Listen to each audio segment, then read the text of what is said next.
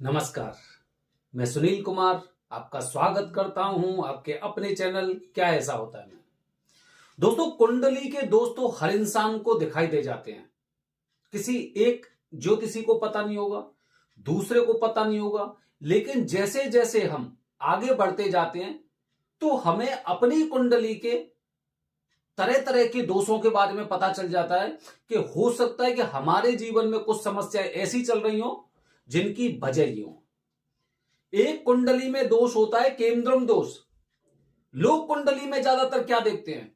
कुंडली में लोग ज्यादातर देखते हैं काल सर्प दोष, अंगारक दोष, मंगल दोष, पितृ दोष, ग्रहण दोष या फिर चांडाल दोष, इस तरह के। लेकिन जब 1 2 3 4 ऐसी ऐसी जगह हम जाते तो हमें केंद्रम दोष के बारे में ही पता चलता है। अच्छा, हमारे जीवन में परेशानियों की केवल यही वजह नहीं है जो हमें कुंडली के 12 भाव में दिखाई दे रही है। कुछ ऐसी वजह भी होती हैं जो बैकग्राउंड से हमारे जीवन को मैनेज करती हैं। हमारे जीवन की जो कठपुतली होती है ना, उसे खींचते रहती हैं, हिलाते रहती है और हमें कष्ट प्राप्त होता रहता है। पूरी कुंडली अगर आप देखेंगे तो कुंडली में सबसे पहले आप क्या देखेंगे? ऊपर नाम लिखा होगा, डेट ऑफ बर्थ लिखी होगी, आपका जन्म का स्थान लिखा होगा, अक्षांश देशांतर लिखे होंगे, कौन सी योनि में जन्म हुआ है, कौन सी तिथि को हुआ है, इस तरह की चीज आप देखेंगे। उसमें से जब आप देखेंगे एक चीज होती है पाया। चांदी का पाया सर्वश्रेष्ठ बताया जाता है कि बहुत अच्छे पाए में बच्चे ने जन्म लिया है। 4 तरह के पाए होते हैं। सबसे पहला जो होता है वो चांदी का सर्वश्रेष्ठ माना जाता है। इसके पश्चात तांबा, फिर लोहा और फिर स्वर्ण। इस तरह से अगर स्वर्ण का पाया है तो वो इंसान भी अपने जीवन में बहुत ज्यादा स्ट्रगल करता है। खैर, उसे हम आगे बताएंगे। फिलहाल मैं बात कर रहा हूं दोस्तों कि आपके जीवन में बहुत सी चीजें ऐसी होंगी, मतलब कुछ लोग ऐसे होंगे जिनका जन्म अमावस्या को हुआ है। अमावस्या को अगर किसी इंसान का जन्म हुआ है तो उसके जीवन में कठिनाई तो है ही है। ये तो आप एकदम नोट कर लो कि उसके जीवन में कठिनाई होंगी। बहुत से लोग ऐसे होते हैं जिनको अपनी तिथि के बारे में नहीं पता है, अपनी डेट ऑफ बर्थ के बारे में पता नहीं रहता है, लेकिन जीवन में कुछ ऐसी समस्या चल रही तो उसकी वजह भी अमावस्या हो सकती है।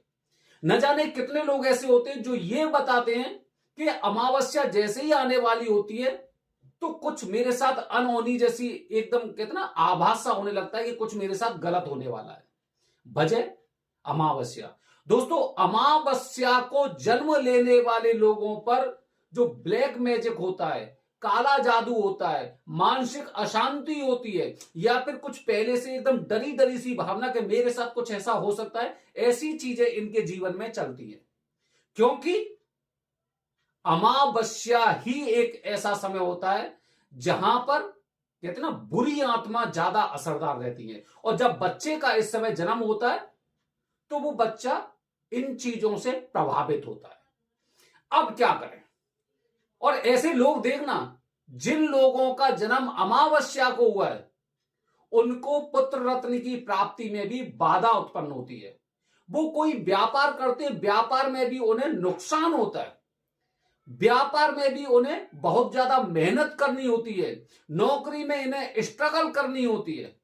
और काफी परिवार के लोग तो ये कह देते हैं कि ये हमारे परिवार के लिए, हमारे खानदान के लिए मनहूस है। ऐसी स्थितियां तक आ जाती हैं। अब दोस्तों, ऐसी स्थिति होती है तो अब इसके बारे में तो किसी ने हमें बताया ही नहीं कि ऐसी स्थिति में हम क्या करें।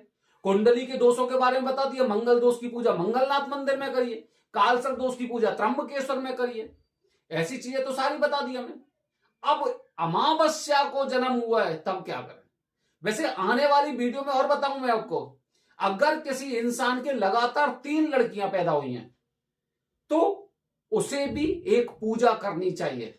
वो कौन सी पूजा होती है आने वाले वीडियो बताऊंगा बाद में। अभी तो दोस्तों, अगर अमावस्या को आपका जन्म हुआ है या फिर अमावस्या के समय आने वाले समय में आप कुछ ऐसी परेशान हो जाते हैं, कुछ ऐसी आपको आशंकाएं बनी रहती है, या आपके जीवन में कुछ जो मैंने आपकी बात को बताए हैं ऐसी को समस्याएं चलती हैं, तो पूजा होती है दर्श शांति। दर्श शांति की पूजा त्र्यंबकेश्वर में करवाइए, बहुत अच्छा रहता है। दर्श शांति का मतलब हो गया सोम, पितरु और सूर्य। मतलब जब आपके जीवन में अंधेरा था, जब आपका जन्म हुआ था, आप अंधेरे में थे, तो इसीलिए इसमें पितरों के साथ साथ सूर्य की भी पूजा होती है। मतलब चंद्रमा की रोशनी भी, चंद्रमा मतलब सुख, और पितर, पितर मतलब यह कि आपके जीवन में कुछ पितृ दोष की वजह से ऐसी स्थिति आई, और सूर्य जो आपके जीवन में उजाला लेकर आएंगे। ये पूजा इसलिए होती है, इसे बोलते हैं दर्श शांति। इसमें 3 देवताओं की पूजा, मैं दोबारा से बता रहा हूं, 3 देवताओं की पूजा होती है। सोम, सोम मतलब चंद्रमा, पितरु, पितरु मतलब हमारे पितर, और सूर्य मतलब सूर्य। ये 3 देवताओं की पूजा होती है, इसे बोलते हैं दर्श शांति। अमावस्या को जिस इंसान का जन्म हुआ है वो उज्जैन में, त्र्यंबकेश्वर में ये दर्श शांति की पूजा कराते हैं, तो इन्हें उत्तम परिणाम मिलते हैं। और अमावस्या की वजह से जो इनके जीवन में अंधकार था, वो अंधकार इनका खत्म हो जाता है। और इसके लिए सर्वश्रेष्ठ समय आने वाली 8 तारीख को आ रहा है। 8 तारीख को दर्श अमावस्या है, एक ऐसी अमावस्या, क्योंकि वैशाख का महीना हिंदू मान्यताओं के अनुसार वैसे भी सबसे अच्छा माना जाता है। वैशाख का महीना, हमारे घर वाले भी बताते हैं कि कोई भी शुभ कार्य करी, देखिए जैसे अक्षय तृतीया आने वाली है। अक्षय तृतीया मतलब एक तरह से सर्वोत्तम, और हालांकि कालसर्प दोष के लिए तो सर्वश्रेष्ठ है, सर्वश्रेष्ठ में से। तो वैशाख के महीने को शुभ माना जाता है हिंदू मान्यताओं के अनुसार। इसमें दान करना है दान करिए, कोई चीज खरीदनी है खरीदिए, इस तरह की चीजें इसमें होती हैं। इसी तरह से इसमें आपको, अगर किसी परिवार में किसी का जन्म अगर अमावस्या को हुआ है, या अमावस्या की वजह से कुछ ऐसी समस्या है, या फिर आप पर किसी ने काला जादू टाइप का कर रखा है, तो इस दिन पूजा करने से आपको सर्वश्रेष्ठ फल प्राप्त होते हैं। दर्श अमावस्या 8 मई की है, और 8 मई को यह पूजा करने के पश्चात आपको इस पूजा के बहुत अच्छे फल प्राप्त होंगे, ऐसा मैं विश्वास है। क्योंकि वैसे भी दोस्तों पितृदोष की पूजा हर इंसान को अपने जीवन में करनी चाहिए। और जो एक दिन का, जिसे त्रिपिंडी श्राद्ध बोलते हैं, त्रिपिंडी श्राद्ध के लिए अमावस्या को विशेष मुहूर्तों में माना जाता है। तो दोस्तों बहुत समय हो गया झेलते झेलते, जानकारी नहीं थी तो परेशानियों को हम झेलते रहे। जैसे पहले कुछ समय पहले कुछ ऐसी बीमारियां होती थी जिनके बारे में पता ही नहीं था कि इनका कोई ट्रीटमेंट है, लेकिन जैसे ही उसके ट्रीटमेंट के बारे में पता चला तो वो बीमारियां खत्म हो गई। बहुत सी ऐसी गंभीर बीमारियां थी पहले।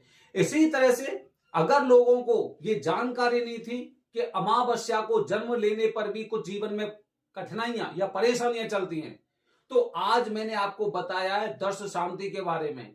कोई भी इंसान हो जिसका जन्म अमावस्या को हुआ हो, ये भी एक तरह से दोष में शामिल होता है, ये भी दोष में शामिल होता है। तो अमावस्या को जन्म होने के बाद आपको दर्श शांति तो जीवन में करवानी है।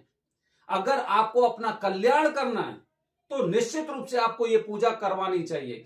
क्योंकि अगर कुंडली में आपके में चांदी का पाया भी है, कुंडली में कोई विशेष प्रकार का दोष नहीं है, और आपके नक्षत्र भी ठीक है, और जो भी कष्ट आपको प्राप्त हो रहे हैं वो केवल अमावस्या की वजह से मिल रहे हैं, तो फिर देखिए इस पूजा का प्रभाव आपके जीवन में।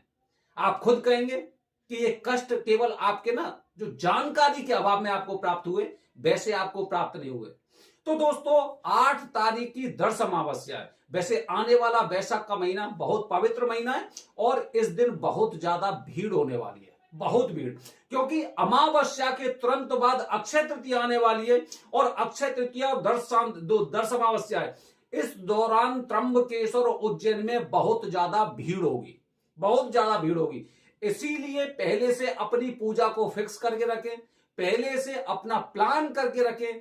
आपको असुविधा हो सकता है क्योंकि रूम के रेट्स बहुत ज्यादा होने वाले हैं। बस विशेष रूप से आपको ध्यान रखना है, बहुत बड़े ग्रुप में पूजा नहीं करनी है, वरदानी पंडित जी से ही पूजा करनी है, और बहुत बड़े ग्रुप में पूजा नहीं करनी। जिस पूजा को खुद वरदानी पंडित जी करते हो वही पूजा करनी है, अन्यथा उतना लाभ प्राप्त शायद आपको प्राप्त ना हो। बने रहिए हमारे चैनल के साथ दोस्तों। आने वाली वीडियो में बता रहा हूं आपको, ये हम भंडारा खाते हैं, ये हम दहेज मांगते हैं, हमारे जीवन पर क्या प्रभाव पड़ता है। बने रहिए। हर हर महादेव, हरि ओम।